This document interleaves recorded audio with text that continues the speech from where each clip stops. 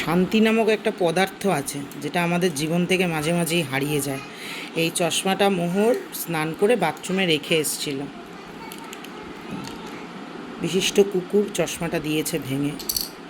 এখন আমার মেয়ে 3 দিন ধরে আবার পদ্মলোচন হয়ে বসে থাকবে, এই চোখে প্রেশার পড়বে, এই অবস্থাতেই পড়াশুনো করতে হবে কারণ ওর পরীক্ষা। এই হচ্ছে গিয়ে ব্যাপার, কি আর বলবো। অবলা জীব, ওরে তার কিছু কইতে পারি না, জ্বালা আমাগো। তো পশু পাখি প্রাণী সবাই ভালো আছে, কারণ এগুলো সব আমাদের সাথে। অন্য কারোর সাথে হলে, মানে ওনারের সাথে হলে সেটা অন্য ব্যাপার, ওনার ছাড়া অন্য কারোর সাথে হলে এটা নেওয়াটা খুব চাপের। যাই হোক, গিয়ে কালকে আমরা পরোটা নিয়ে এসেছিলাম। এটা মোহর এখন কালকে রেখে দিয়েছিল, রাত্রিরে খাবে না, এখনও এটা খাবে। আমি বলছি খেতে নাও, একটুখানি খাবে। ও নাকি এতটা তো খেতে পারবে না, একটু নেশা তো, এখন পড়তে যাবে, ওকে একটুখানি একটু দিই খেতে।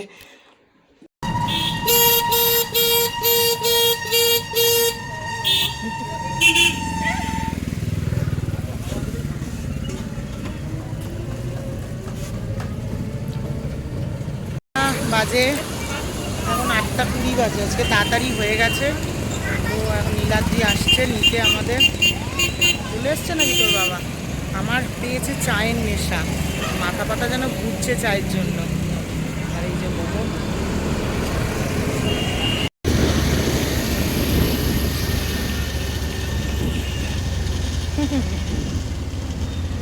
তো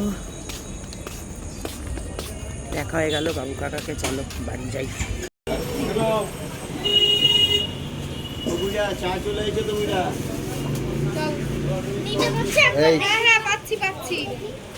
নিলে কিন্তু তোকে নিয়ে যেতে হবে। ঢুকলাম, বাজে হচ্ছে 10টা 10। ও, এখন একটু ফ্রেশ হব, মুখ হাত পা ধোবো। কতগুলো দিন হয়ে গেছে মুখে একটুখানি মানে সিরাম টিরাম কিচ্ছু লাগাই না। গা হাত পা ধুয়ে গিয়ে খাওয়ার নীলাদ্রি বার করে রেখেছে, মোহরকে খাওয়াবো, দিয়ে বিছানায় চিৎ খেলিয়ে শুয়ে পড়বো। আর শরীর চলছে না। চলো আবার কালকে সকালবেলা দেখা হবে। যখন মাঝে মাঝে নীলাদ্রিকে এরকম হঠাৎ করে মানে চাগার দিয়ে কাজ করতে দেখি না, তখন ভাবি মাঝে মাঝে প্রত্যেক দিন যদি নীলাদ্রি এরকম টুকটাক করে কাজ করে দিত, আমার জীবনটা কত ভালো হয়ে যেত। যাই হোক, হঠাৎ করে রাত্রি 11:30টার সময় নীলাদ্রির মনে হয়েছে যে ওয়ালপেপারটা আজকেই ও লাগিয়ে ফেলবে, পেন্টিং সব আজকেই করে ফেলবে। রাত্রি 1:30 পর্যন্ত বসে বসে পুরো কমপ্লিট করার পর ফাইনালি আমাদের এই ওয়ালটা দেখতে এইরকম লাগছে। ওই যে বলেছিলাম না, এসিটা খুলে নেওয়ার পর কেমন একটা দেখতে লাগতো, এইরকম লাগবে ভাবতেই পারিনি, খুব সুন্দর লাগছিল। আর একটা এই দিকের ওয়ালটা দেখছো, ওটারও মানে অর্ডার করা রয়েছে, ওটা পরে লাগানো হবে। তো পরের দিন সকালবেলা ঘুম থেকে উঠে সবার প্রথম যেটা কাজ সেটা হচ্ছে কি চা বানানো। তো আমি তো মাসকাবারি নিয়ে এসেছি, সেগুলো এখনও ঠিকঠাক করে গুছানোর সময় পাইনি। দেখি আজকে চা পাতা একটুখানি আগের ছিল, সেটা দিয়েই বানালাম। তো দুপুরবেলা মানে সন্ধেবেলায় চা পাতাটা চেঞ্জ করে দেবো। এই যে আমাদের দুজনের জন্য 2 কাপ চা হয়ে গেছে, চলো চাটা খাই, খেয়ে দিয়ে মোটামুটি রান্নাটা শুরু করি। তো সবার প্রথমে মুগের ডাল একটুখানি সিদ্ধ করতে বসিয়ে দিচ্ছিলাম। আজকে ছিল হচ্ছে গিয়ে মঙ্গলবার, মানে এটা মঙ্গলবারের ভিডিও। তো ডালটা সিদ্ধ বসিয়ে চলে এলাম ঘরের কাজকর্ম করতে। প্রত্যেক দিন এই একই কাজকর্ম। সকালবেলা ঘুম থেকে যখন উঠে কাজকর্ম শুরু করি, তখন ভাবি এটা করব, ওটা করব, সেটা করব। তারপর যখন রাত্রিবেলা সমস্তটা কমপ্লিট করে শুয়ে পড়ি না, চিন্তা করে দেখি এই প্রত্যেক দিন গদে বাঁধা একই রকম কাজ আমরা সকলে করে যাই। ঘুম থেকে ওঠা, ঘরের কাজ করা, বাসন মাজা, রান্না করা, বাচ্চা পড়ানো, একই কাজ। তো যাই হোক, আমিও বিছানা টিছানা পরিষ্কার করে চলে এলাম জল ভরতে। এই জল ভরে মানে সারাদিনে তো যে কতবার করে ঠান্ডা জল খাই তার তো কুল কিনারা নেই, তাই 50 বার করে জল ভরতে হয়। তারপরে এখানে ডালটা আজকে একটু জিরে আর টমেটো ফোড়ন দিয়ে বসালাম। মুগ ডালটা আমি খুব একটা ভালো মজাতে পারতাম না, বাট লাস্ট 2 দিন ধরে দেখছি ভালোই হচ্ছে।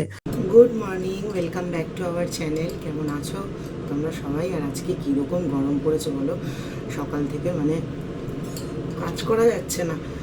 তো আজকে সেই বাঁধাকপিটা নিয়ে এসেছিলাম কতদিন আগে ব্লিঙ্কিট না ফ্লিপকার্ট থেকে, সেই বাঁধাকপিটা আজকে রান্না করবো। আমার বেশ ওই অনুষ্ঠান বাড়ির বাঁধাকপি খেতে ইচ্ছা করছে একটুখানি। আজকে ডাল, বাঁধাকপি, আর ওদিকে কালকে ওই পাট শাক নিয়ে এসেছি, পাট শাকের বড়া আর নজনে পোস্ত। মাকে বলবো একটুখানি আমরা চাটনি করতে, নিরামিষ দিনে একটু চাটনি খেতে বেশ ভালো লাগে বলো। তো কালকে তো জিমে যেতে পারিনি, আজকে জিমে যাব, এই জন্য ঝটপট করে রান্না করছি। আর মোহরকে ডাকিনি এখনও পর্যন্ত, কারণ কালকে রাত্রিবেলা যেন আমাদের শুতে শুতে প্রায় 1:30 বেজে গেছে। ওই নীলাদ্রির হঠাৎ করে মানে হয় না যে বেগ চাগার দেয় যে আজকেই সব করে ফেলবো, মানে ইচ্ছে হলো তো সব করে ফেলবো, আর ইচ্ছে না হলে কুটোটি নাড়বে না। তো কালকে করেছে ওই কাজটা পুরোটা কমপ্লিট করেছে, নিখুঁত কাজ তো অনেকটা সময় লেগেছে, সেই জন্য ওকে ডাকিনি। আর তো একেবারে শুয়ে থাকুক, বিকেলবেলা মানে বিকেলবেলা উঠবে না, দুপুরবেলাটা যদি একটু খেতে উঠে মায়ের বাড়িতে যায়। আর তো এই শুরু হয়ে গেল, 18 তারিখ থেকে স্কুল শুরু হয়ে যাবে, ব্যাস হয়ে গেল। তো রান্নাবান্না করি, প্রচণ্ড গরম লাগছে, প্রচণ্ড গরম লাগছে, থাকা যাচ্ছে না গো। বৃষ্টি টিষ্টি নেই, কালকে একটু চুটপুট করে কি বৃষ্টি হলো, জেকে সেই হয়ে গেল। আমার সকালবেলা চাটা খেয়ে না জুত হয়নি, কেন বলো তো, নীলাদ্রি একটু তাড়াহুড়ো করছিল, চাটাতে খুব একটা লিকার হয়নি। তো এখন 1 কাপ চা খাবো, খেয়ে তারপরে পাশের ঘরের কাজ করতে যাবো। চলো। তো এই যে আমার ডাল হয়ে গেছে, বেশ সুন্দরই দেখতে লাগছে। আর সত্যি কথা বলতে খেতেও বেশ ভালো হয়েছিল, ঘন ঘন ডাল। আর মুগ ডাল তো একটু রেখে দিলে ঘন হয়েই যায়। এরপর বাঁধাকপিটা সিদ্ধ বসালাম, প্রেশারে আর দিইনি, এমনি নর্মাল সিদ্ধ করেছি। আর বাঁধাকপিটা আজকে তো তোমরা ভিডিওটা দেখে ফেলেছো কালকে, বাঁধাকপিটা খেতে একটু ভালোই হয়েছিল, তবে একটু মিষ্টি মিষ্টি হলে ভালো লাগতো। আমি অনেককে দেখেছি এই রকম বাঁধাকপি করার পরে না একটুখানি গোবিন্দভোগ বা আতপ চালের গুঁড়ো, মানে যেমন আমরা গুঁড়ো করে দিই ওই রকম করে অনেককে দিয়ে দিতে দেখেছি, তাতে বলে নাকি বাঁধাকপিটার টেস্টটা বেড়ে যায় আর একটু মাঠো মাঠো টাইপের হয়। যাই হোক, এই রান্নাটা করে চলে এলাম পাশের ঘরটা পরিষ্কার করতে। এখন একটা নতুন জায়গা হয়েছে যেটাকে পরিষ্কার করতে হয়। তো ভাজার পরে এখানে মশলা দিয়ে দিচ্ছিলাম। আর এই ডলবিতে যদি আমার ভিডিওটা শ্যুট হয়ে যায় না, তাহলে যখন আমি এটাকে আবার ইনশটে ট্রান্সফার করার পরে এইরকম একটা বিকট মার্কা দেখতে হয়ে যায়। তো আমি ইচ্ছে করে করিনি, হয়তো কোনো কারণবশত ডলবি মোডটা অন হয়ে গিয়েছিল। তারপরে চলে এলাম এখানে মোহরকে তুলতে। আর এই সকালবেলা আমার মেয়েকে তোলা, মানে স্কুল না থাকলে এই রে ওঠ রে সোনারে, এই করে ওই করে, কত রকম কত কিছু করতে হয়। এই যে একটা ন্যাতা চাদর পেতে রেখেছিলাম, এই চাদরটা আজকে চেঞ্জ করতে হবে। গরমকালে না মোটা চাদর পাততে ইচ্ছা করে না, এগুলো আমার অনেক পুরনো চাদর, শুধুমাত্র একটুখানি শান্তি লাগে শুতে, সেই কারণে এই চাদরগুলো আমি পেতে রাখি। তো তারপরে মোহরকে জলটা দিলাম খেতে, সেই এখন তো জল খাওয়া নিয়ে ভনিতা করতে থাকবে, ওর মধ্যে আমার বিছানাটা চেঞ্জ হয়ে যাবে। আর এই দেখতে পাচ্ছ যে মাঝে মাঝেই আমি হাওয়া হয়ে যাচ্ছি, আমি যাচ্ছিলাম বাঁধাকপির তরকারিটা নাড়াতে, যদি লেগে যায়। তো এই যে বাঁধাকপি হয়ে গেছে, কীরকম দেখতে লাগছে বাঁধাকপিটা। আর এখানে একটুখানি জল মতো দিয়েছিলাম, মশলা টশলা তেল ছেড়েছিল। তো একটু আজকে আমি বাঁধাকপিটা একবার ভেজে নিয়েছি, আলুটা ভাজার পরে জিরে ফোড়ন দিয়ে বাঁধাকপিটা ভেজে তারপরে ওর মধ্যে মশলা দিয়েছি। এই জন্যই না বাঁধাকপিটা প্রেশার ছাড়াই ভালো মজে গিয়েছিল। যাই হোক, এদিকে রান্নাবান্না তো মোটামুটি কমপ্লিট হয়ে গেল। সজনে মা করবে সজনেটা, তারপর মোহরকে এখানে একটুখানি বনভিটা দিয়ে দিলাম। সকালের দিকটাতে একটু বেলা করে ওঠে, তো ওই জন্য আমি সকালে বেশিরভাগ সময় হালকা খাবারই দিই। আর এখানে একটুখানি মটর বসিয়ে মানে রেখে দিলাম, এই বসে গেছে পড়তে। 2 দিন বাদ থেকে 18, 19 হচ্ছে গিয়ে ক্লাস টেস্ট, আর 22 তারিখ থেকে হচ্ছে গিয়ে তোমার প্রজেক্ট আর সেকেন্ড ক্যাট, সেই কারণে বসে গেছে পড়তে। লেখো বাবা। এখানে দেখো কালকে পড়েছে, কি বলো ওর নাম, ওই যে আঠাগুলো, এটা এখন ভালো করে মুছতে হবে। চলো তুমি পড়ো, আমি তাহলে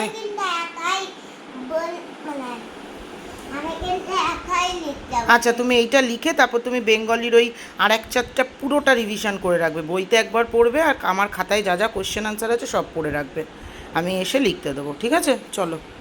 আমি চলে এসেছি জিম থেকে, আর ওই এখন একটু লেট হয়ে যাচ্ছে, প্রত্যেক দিন একবার করে একটু দিদাবাড়িতে ঢুকছি তো সেই কারণে। তো চলো দেখিয়ে দিই মা কী কী রান্না করেছে।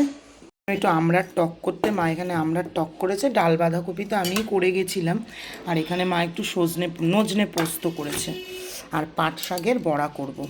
এই হচ্ছে গিয়ে রান্না বান্না। এই দেখো এখানে পাট শাকটা ধুয়ে পরিষ্কার করে রেখেছে, এরম নেব আর বড়া করবো। কী রে বাবা, কখন ভিজিয়ে গেছি, মটর ফোলেও না, কিছু হয়ও না, সেই না সে কখন ভিজিয়েছি। পাট পাতার বড়া ভাজা হচ্ছে, এবার মা গরম ক্রাঞ্চি ক্রাঞ্চি বড়া।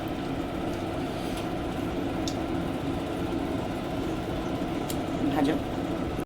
তো এই যে আমরা টেবিল সাজিয়ে নিয়েছি একদম সুন্দর করে। অনেকে আমাকে জিজ্ঞেস করেছে পাট পাতার বড়াটা এত ক্রাঞ্চি হলো কি করে। আচ্ছা দেখাবো কোনো একদিন যে কেন কীরকমভাবে এত ক্রাঞ্চি হয়েছে। আর এই যে এখানে দেখো ডাল নজনে ঠজনে সব রেডি করা হয়ে গেছে।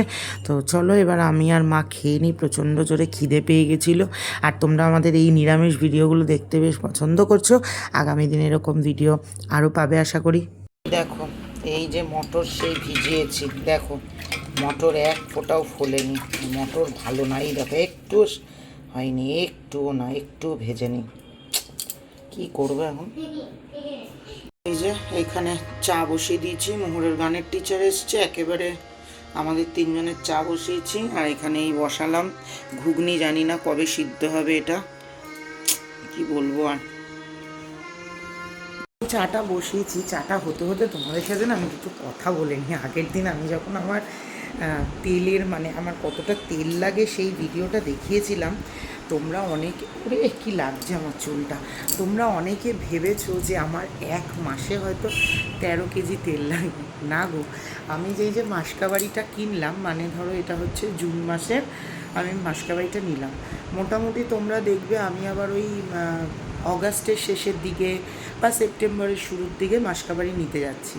মানে অ্যাপ্রক্সিমেট আমার 2.5 থেকে 3 মাস এই মাসকাবাড়িটা যায়।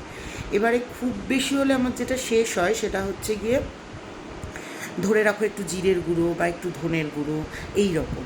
তো 3 মাস যদি তেল যায়, 13 কেজি যদি তেল হয়, মানে অ্যাভারেজে ওই 4 থেকে 4.5 কেজি তেল আমার মাসে লাগে।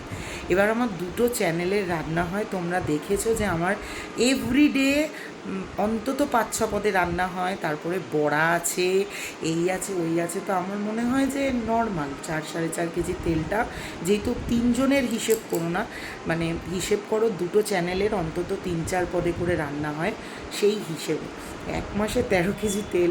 আর আমি যখন আগে নর্মাল, এখন তো আমরা অ্যাবনর্মাল মানুষ, আমরা যখন আগে নর্মাল ছিলাম, মানে যখন আমরা সংসার করতাম, এখন তো আমরা সংসারের বাইরে গিয়ে কাজ করি, মানে আমি যখন সংসার করতাম তখন মানে চাকরি বাকরি করতাম, তখন আমাদেরও ওই প্রত্যেক মাসে 2 কেজি থেকে 2.5 কেজি তেল লাগতো। তো একটু ভাজা, একটু ভাত, একটু মাছের ঝোল, সপ্তাহে একদিন একটু লুচি, এই রকমই হতো। তো এখন যেটা মানে এক্সট্রিম লেভেলে রান্নাবান্না হয় সেটা হতো না তখন, এই জন্য তেলটা লাগে আমাদের এরকম, বুঝলে। 13 কেজি তেল লাগে না মাসে।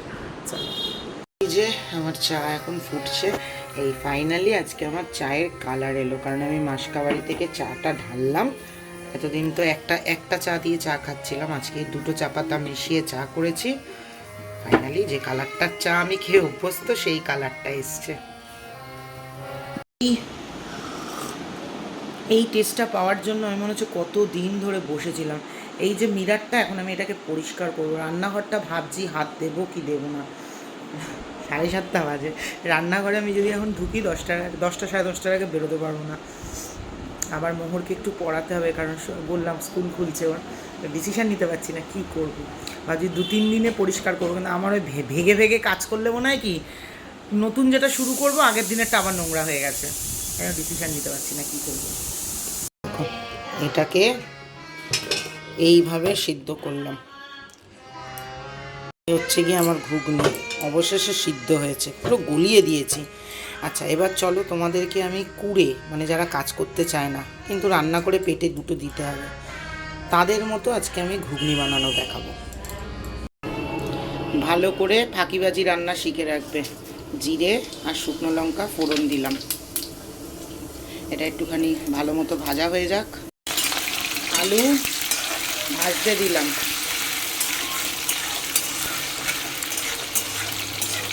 হ্যাঁ তেলটা একটু বেশি, ওই যে ফাঁকিবাজি রান্না। এবার মশলাটা বানাবো, চলো। এ দেখো এখানে আছে হচ্ছে গিয়ে তোমার আদা গ্রেট করা, জিরের গুঁড়ো, ধনের গুঁড়ো, হলুদ গুঁড়ো দিয়ে দিলাম এর মধ্যে। এবারে এটাকে ধুয়ে ঝপ করে একটু জল দিয়ে দেবো, দিয়ে দিলাম জল। আগে থেকে না বানিয়ে বলবে না এ বাবা কি বানিয়েছে কেমন খেতে, একবার বানাবে তারপর বলবে। এটাকে ভালো মতো একটু নাড়িয়ে নেবে। এইবারে এটার মধ্যে দিয়ে দেব কাঁচা লঙ্কা আর টমেটো, মাগু এটাকে এবার ভালো করে টমেটোর জলটা বেরোবে আর গ্রেভিটা তৈরি হয়ে যাবে। ব্যাস, তারপরে ঘুগনি দেব, নুন মিষ্টি দেব, জল দেব, 3 মিনিট ফুটাবো, নামিয়ে দেবো। 10 মিনিটে ঘুগনি রান্না। এই অবস্থা, এইটুখানি সময়ের মধ্যে দেখো। যে আমার মশলা রেডি হয়ে গেছে, এবারে ঘুগনি উড়ে বাবারে একদম গলে গেছে দেখো। দাঁড়াও ঢেলে নি, আমার পুরো ঘুগনি গলে ডাল হয়ে গেছে গো।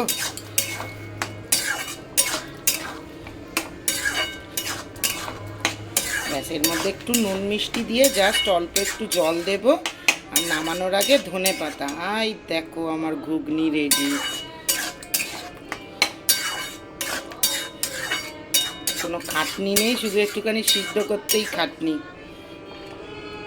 জল দিয়ে দিয়েছি, জাস্ট একবার ফুটে উঠবে, একটু ধনে পাতা দিয়ে নামিয়ে দেবো।